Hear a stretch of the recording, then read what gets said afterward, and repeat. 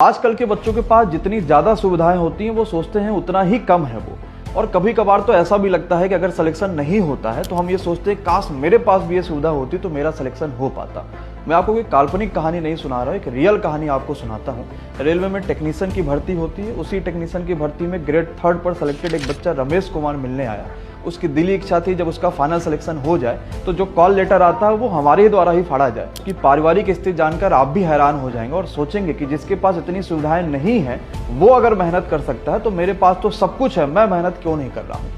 उस बच्चे के पिताजी भट्ठे पर काम करते थे और अब तो वो काफ़ी बुजुर्ग हो गए, वो जा भी नहीं सकते थे काम पे। फिर उस बच्चे के घर की जिम्मेदारी संभाली उसके भैया ने। वो लेबर वाला काम करते थे, लेकिन आपको पता है कि लेबर के काम से घर तो चलाया नहीं जा सकता और पूरी जिम्मेदारी फिर रमेश के ऊपर भी आ गई कि अब वो भी कहीं ना कहीं कुछ काम करके घर का खर्च चला पाए। अब रमेश ने एक स्कूल को ज्वाइन किया। सुबह 10 बजे से लेकर दोपहर 2 या 3 बजे तक वो स्कूल में रहा करता था।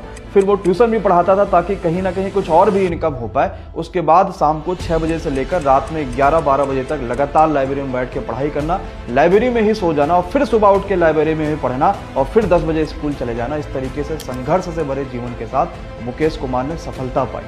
आपको भी सीखना चाहिए कि भले हमारे पास संसाधन कम है, लेकिन ऐसे कई सारे लोग हैं जिनके पास कोई भी संसाधन नहीं है, बल्कि इतनी कमी है कि अगर वो चाहे तो बहाने बना सकते हैं कि इस वजह से सिलेक्शन नहीं हुआ। लेकिन अगर मेहनत करने की ललक आपके अंदर है तो आपको सिलेक्शन से कोई नहीं रोक सकता। आप भी उठिए, मेहनत करिए, जो भी संसाधन है उसका उपयोग करिए और अपना नाम रोशन करिए और अपने माँ बाप का नाम भी रोशन करिए। धन्यवाद बच्चों।